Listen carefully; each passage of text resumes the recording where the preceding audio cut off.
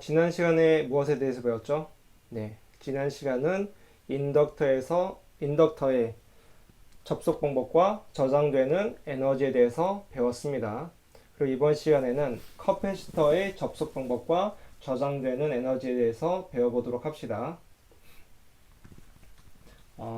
콘덴서 모양의 도체인 커패시터는 기호 C로 표시하고 단위는 페럿을 사용한다. 커패시터는 평평한 판 모양으로 생긴 도체를 두 극으로 사용하는데 극판의 면적과 극판 사이의 간격에 따라 값이 결정된다. 똑같은 물질의 유전체를 사용하는 커패시터는 극판의 면적이 넓어지거나 극판 사이의 간격이 줄어들면 커패시턴스는 커지고 극판의 면적이 좁아지거나 극판 사이의 간격이 늘어나면 커패시턴스는 작아진다. 이를 수식으로 표현하면 다음과 같다. 해서 커패시턴스 C, 즉 우리나라 말로는 정전 용량이라고도 하죠. 정전, 이거 다 배웠지만 한 번 더 복습할 겸 해봅시다. 정전 용량, 커패시턴스라고도 하고 정전 용량이라고도 한다. C는 입실론이 뭐였죠? 유전율. 그 다음에 이 S는 뭐였나요? S는 극판의 면적이죠.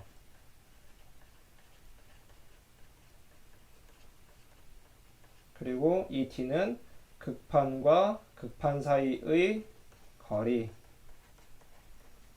그것도 많이 나오는 공식이기 때문에 꼭 외워둬야 됩니다. 그래서 지난 시간에 했었어요. 그림 1-32와 같이 극판의 면적과 극판 사이 간격이 동일한 커패시터를 직렬 연결하면 극판의 면적은 일정하고 극판 사이의 간격만 늘어난 것과 같다고 볼 수 있다. 그래서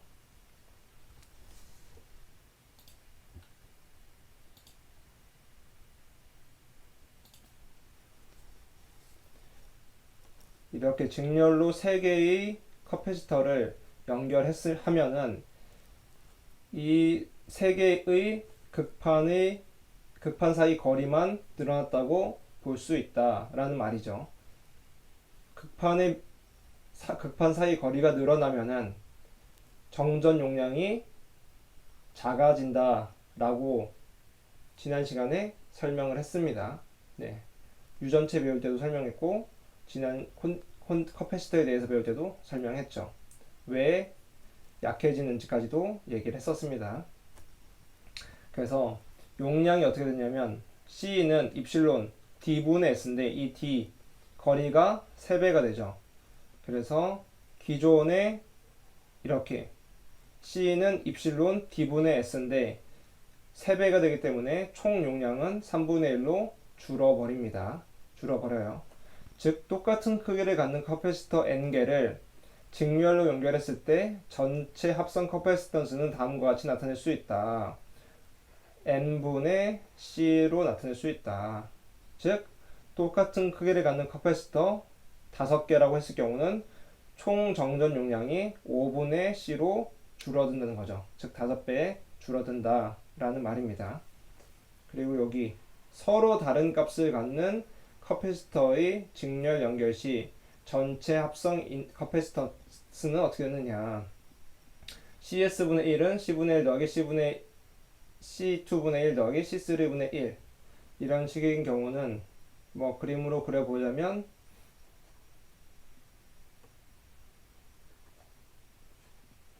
C1이 있고 C2가 있고 C3가 있고 뭐 이런 식으로 계속 늘어날 수 있다는 거죠. 그러면 그럴 때 어떻게 하면 되냐.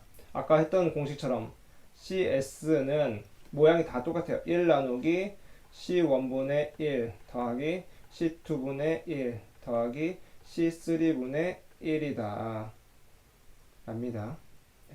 이 모양이 저항의 병렬 계산을 할 때 나오는 모양이에요. 즉 저항이 병렬로 됐을 때 R은 R1분의 1 더하기 R2분의 1 더하기 R3분의 1 이런 식으로 계산을 하거든요.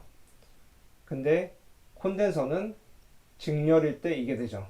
저항에는 병렬일 때 이렇게 되고, 즉 저항과 콘덴서의 직렬 병렬 계산법이 서로 반대다 라는 거를 나중에 배우면 알게 될 겁니다.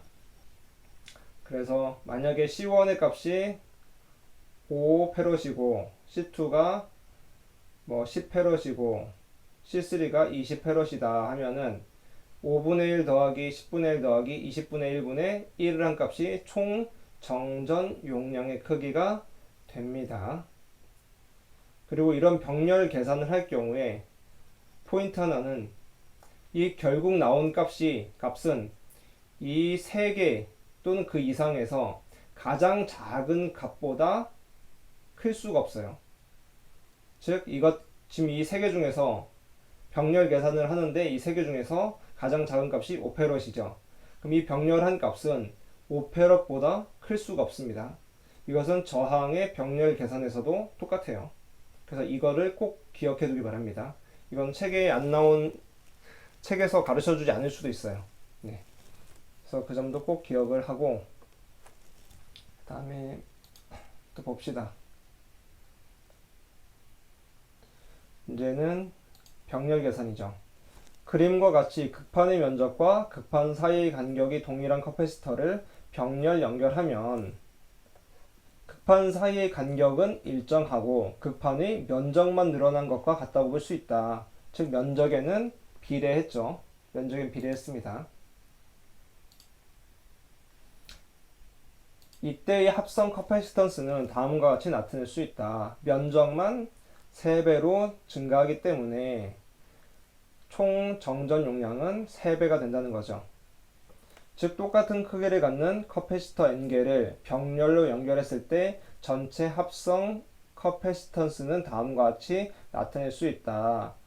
용량이 같을 경우는 총 정전 용량이 커패시터의 개수에 비례해서 늘어난다 라는 내용이고요. 하지만 이제 용량이 다를 경우는 이렇게 C1, C2, C3 이렇게 더해줘야 되죠. 커패시터는 전기 에너지를 유전 분구의 형태로 변환하여 저장하게 된다. 유전 분구의 형태로 변환하여 저장하게 된다. 유전율 때 배웠습니다. 이때 저장되는 에너지의 양은 극판에 가해지는 전압의 제곱과 커패시턴스의 곱에 비례하여 커지게 된다. 이를 수시로 표현하면 다음과 같다. W는 2분의 1 V제곱 C. 이것도 보통은 2분의 1 CV제곱이라고 많이 읽습니다. 똑같은 거예요. 근데 2분의 1 V제곱 C 이것보다 2분의 1 CV제곱 이게 발음이 좀 더 편해서 이렇게 공식을 표현하는 책이 좀 더 많다는 거. 본인이 어떻게 외우느냐에 따라 상관없지만 읽기 좋게 외우는 게 좋을 것 같습니다. 밑에 있는 문제도 한번 볼까요? 10페럿의 커패시터 3개를 병렬로 연결한 회로에 3V의 전압이 공급될 때 전체 합성 커패시턴스와 회로 전체에 저장되는 에너지는 얼마인가? 또한 저장되는 에너지를 칼로리로 변환하면 얼마인가? 이 회로 문제를 풀 때는 항상 그림으로 그려보도록 해요. 그림으로 10페럿의 캐파시터 3개를 병렬로 연결한 회로 커패시터 3개를 병렬 양 끝이 서로 다 공통으로 연결되어 있어야 된다고 했죠. 10페럿의 커패시터 3개를 병렬로 연결한 회로에 3V의 전압이 공급될 때 그래서 3V를 이렇게 준다는 거예요. 3V를 양옆에다가 원래 전원은 이런 식으로 표현을 합니다. 직류 전원은 이런 식으로 표현하고 이쪽을 플러스라고 하고 이쪽 마이너스라고 하죠. 문제에서는 어느 쪽이 플러스인지는 주어지지 않았어요. 그걸 안 주어져도 문제 푸는데 지장이 없으니까. 전체 합성 커패시턴스와